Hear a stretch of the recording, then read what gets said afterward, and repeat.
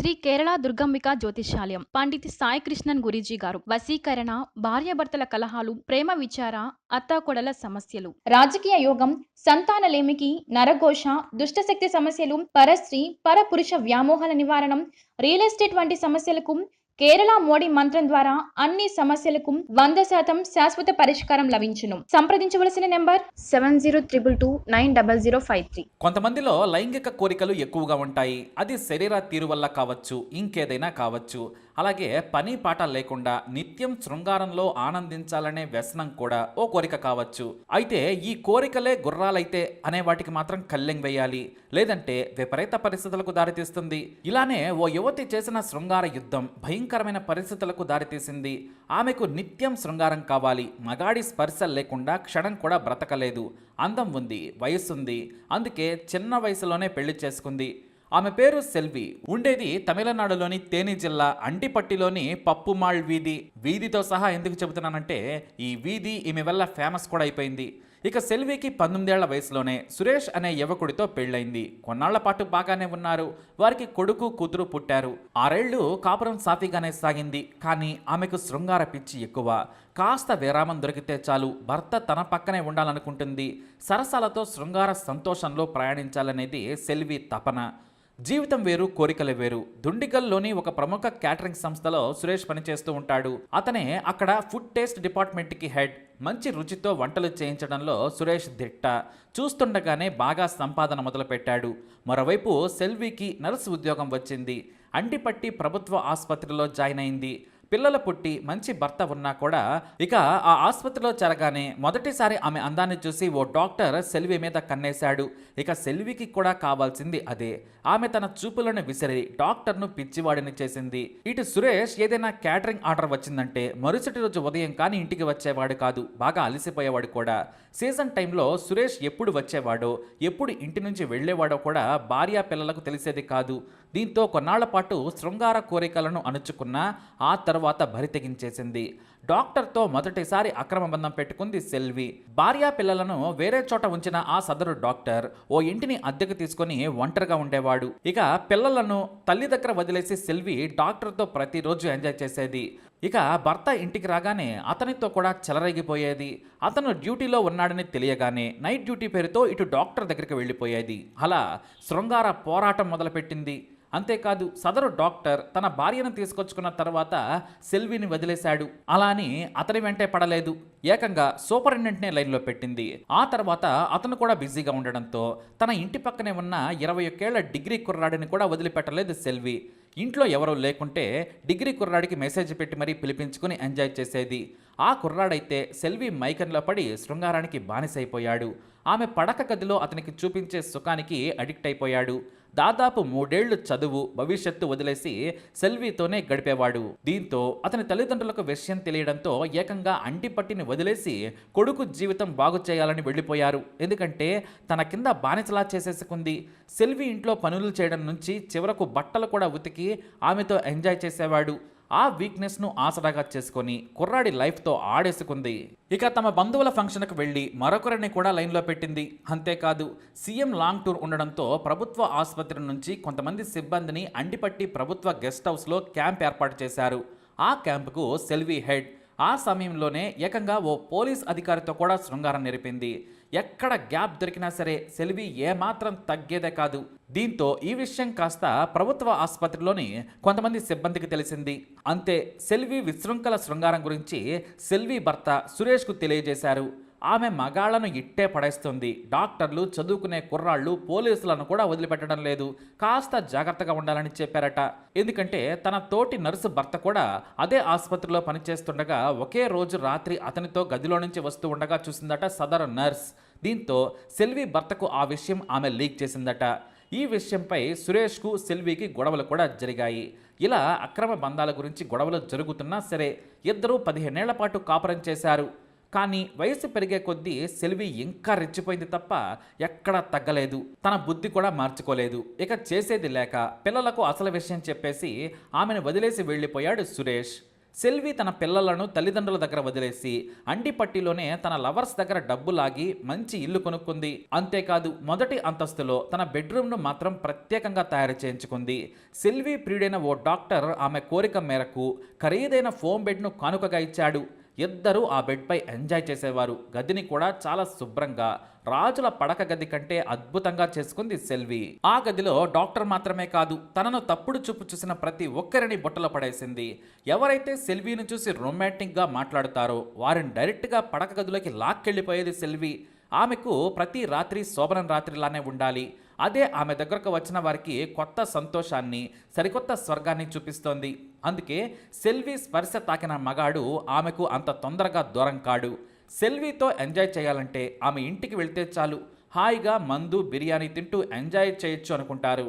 అలా భర్తతో విడిపోయిన కొన్నాళ్లకే దాదాపు 150 మందితో అక్రమ బంధం పెట్టుకుంది సెల్వి. ఆమె ఇంట్లో ఎప్పుడూ కనీసం 100 నుంచి 500 కండములు సిద్ధంగా ఉంటాయి.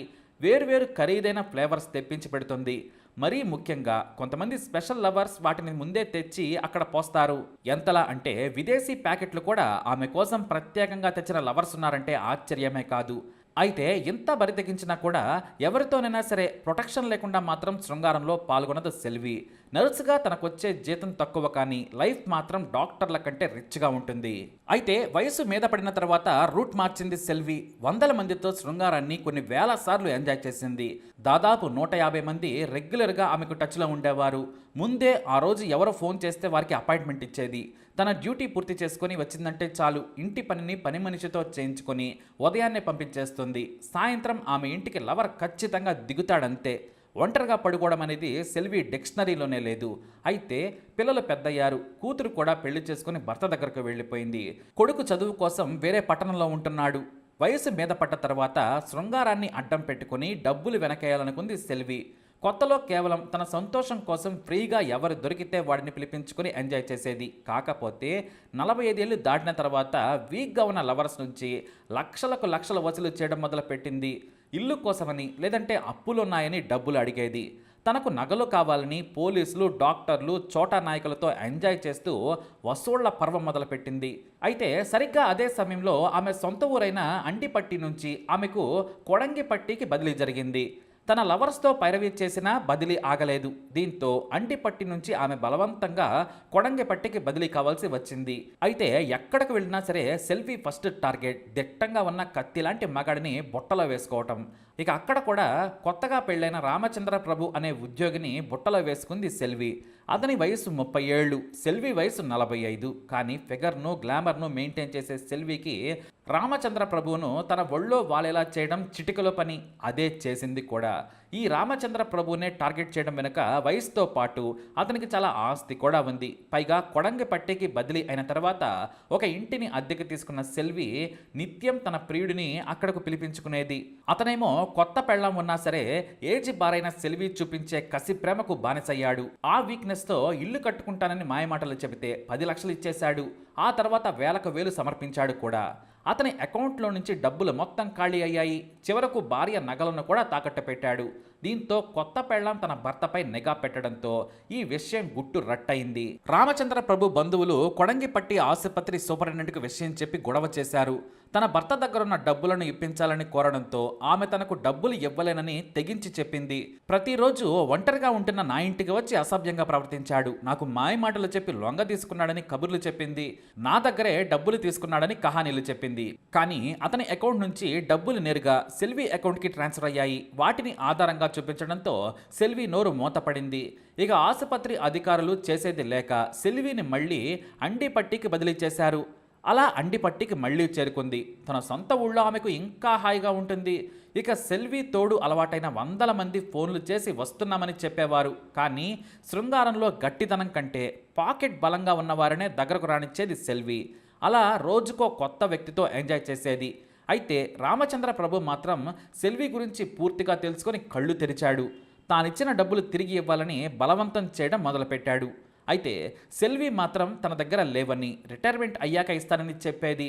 రామచంద్ర ప్రభు ఒప్పుకునేవాడు కాదు. వెంటనే ఇస్తానని చెప్పి తీసుకున్నావని తిట్టేవాడు. ఇద్దరి మధ్య గొడవలు ముదిరిపోయాయి. నువ్వు నా దగ్గర ఎన్నోసార్లు ఏడాదిన్నర పాటు గడిపావు, వాటికి లెక్కలేస్తే నువ్వే నాకు డబ్బులు ఇవ్వాలని అసలు విషయం చెప్పింది. దీంతో రగిలిపోయిన రామచంద్ర ప్రభు నవంబర్ 24, 2021న సెల్వి ఇంటికి వెళ్ళాడు. ఆదివారం కావడంతో ఇంట్లోనే ఉంటుందని గ్రహించి ఉదయమే వచ్చాడు. అప్పటికే ఆమె లవర్ ఇంట్లో ఉన్నాడు. రామచంద్ర ప్రభు రాగానే తన డబ్బులు ఇవ్వాలని గొడవ పెట్టుకోవడంతో సెల్వి ప్రియుడు ఇంట్లో నుంచి వెళ్ళిపోయాడు. ఇద్దరికీ కాసేపు గొడవ జరిగింది. తాను ఇవ్వనని తెగేసి చెప్పింది.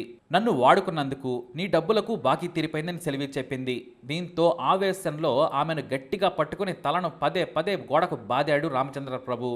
తలను గట్టిగా బాదడంతో తల పగిలి సెల్వి చనిపోయింది. ఆ వెంటనే ఆమె మెడలోని బంగారంతో పాటు డబ్బు, ఇతర నగలు సర్దుకొని ఇంట్లో నుంచి వెళ్ళిపోయాడు. అయితే ఆ రోజు మధ్యాహ్న సమయంలో సెల్వి మరో ప్రియుడు దారిలో వెళ్తూ ఉండగా ఓసారి చూసి వెళ్దామని ఇంట్లోకి వచ్చాడు. సరాసరి ఆమె బెడ్రూమ్లో రక్తపు మడుగులో పడి ఉండడం చూసి భయంతో పారిపోయి బయటకు వచ్చాడు. వెంటనే పోలీసులకు సమాచారం ఇవ్వడంతో సీన్లోకి వచ్చారు అధికారులు. ఇల్లంతా వెతకగా పోలీసులకు మత్తిపోయే వస్తువులు దొరికాయి. ఇక అప్పటికే సెల్వి చనిపోయింది. ఇంట్లో ఆమె బెడ్ స్పెషాలిటీని చూసి ముక్కున వేలేసుకున్నారు. దాదాపు 500 డిఫరెంట్ ఫ్లేవర్ కండోమ్స్ చూసి షాక్ తిన్నారు. ఒక సాధారణ యువతికి వీటితో పనేంటి, పైగా ప్రభుత్వ ఉద్యోగిని. దీంతో ఆమెను ఎవరు చంపారు అనే దానిపై విచారణ జరిపినా వాటికి ఆధారాలు దొరకలేదు. భర్త సురేష్ను అదుపులోకి తీసుకొని అనుమానించారు అధికారులు. కానీ అతను హత్యకు ముందు రోజు నుంచి ఒక ఫంక్షన్లో ఉన్నాడని తేలింది. అయితే అతను పోలీసులకు కీలక సమాచారం ఇచ్చాడు. మా ఆవిడ కామదేవత, శృంగారం కోసం ఏమైనా చేస్తుంది. ఆమెకు అదో పిచ్చి. సాధారణ మగాళ్ళు ఆమెను తృప్తిపరచలేదు. పని పాట లేని గ్లాడియేటర్స్ మాత్రమే సాటిస్ఫై చేయగలరేమో అన్నాడు. ఆ యాంగిల్లో విచారించండి, సులభంగా మీకు ఆధారాలు దొరుకుతాయని ఓ కన్ను కొట్టాడు భర్త. ఇక సెల్వి ఫోన్ డేటాను, మెసేజ్లను చూడగా ఏకంగా శృంగార సాహిత్యం బయటపడింది. రెగ్యులర్గా 150 మందితో ఆమె టచ్లో ఉంది. వారందరినీ పిలిచి విచారించగా నిజంగానే సెల్వితో గడిపాము, కానీ హత్య చేయలేదని చెప్పారు. సెల్వి హత్య విచారణ కారణంగా ఆమె ప్రియుల సంసారాలు కొన్ని కూలిపోయాయి. ఎందుకంటే చాలామందిని పోలీస్ స్టేషన్కు పిలిపించి విచారించారు పోలీసులు. వాళ్ళంతా కూడా రసరాజుల్లా ఆమెకు మెసేజ్లు పెట్టారు.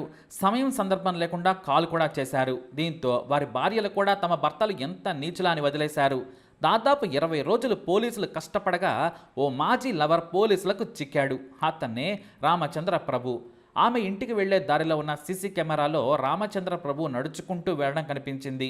అయితే మాస్క్ ఉండడంతో మొదట పోల్చుకోలేకపోయారు. రామచంద్ర ప్రభును లైవ్లో చూసిన తర్వాత అతనే అని తేలింది. దీంతో అతన్ని విచారించారు పోలీసులు. అయితే ఆమెకు నాకు సంబంధం ఉన్నమాట నిజమే, కానీ హత్య చేసేంత దుర్మార్గుడిని కాదన్నాడు. కానీ రామచంద్ర ప్రభు భార్య మాత్రం అసలు విషయం చెప్పింది. వారి అక్రమ బంధంతో పాటు వారిద్దరి మధ్య ఉన్న వివాదాన్ని కూడా పోలీసులకు పోసగుచ్చినట్లు చెప్పింది. ఇక పోలీసులు అతని అకౌంట్ను పరిశీలించగా రామచంద్ర ప్రభుకు మరో 5-6 మహిళలతో సంబంధం ఉన్నట్లుగా కూడా గుర్తించారు. వెంటనే తమదైన శైలిలో విచారించడంతో తన దగ్గర లక్షల సొమ్ము తీసుకుని ఎగ్గొట్టింది. గొడవ సమయంలో ఆవేశం ఆపుకోలేక చంపానని చెప్పాడు. అంతేకాదు ఆమెలోని శృంగార యాంగిల్స్ని కూడా చెప్పాడు. ఇక ఈ రామచంద్ర ప్రభు పేరుకు, చేసే పనులకు ఎలాంటి సంబంధం లేదని పోలీసులు ఫైర్ అయ్యారు. అలాగే సెల్వి మితిమీరిన శృంగార పిచ్చే హత్యకు దారితీసిందని కూడా తేల్చారు. ఈ ఘటన తమిళనాడులో సంచలనం సృష్టించింది. శృంగారం కోసం మరి ఇంతలా బరి తెగిస్తారా అని అంతా ముక్కున వేలేసుకున్నారు కూడా. మరి సెల్వి చేసిన యుద్ధంపై మీ అభిప్రాయాన్ని కామెంట్ ద్వారా తెలియజేయండి. అలాగే ఇలాంటి ఇన్ఫర్మేషన్స్ కోసం వీడియోని లైక్ చేయండి, షేర్ చేయండి, మా ఛానల్ని సబ్స్క్రైబ్ చేసుకోండి.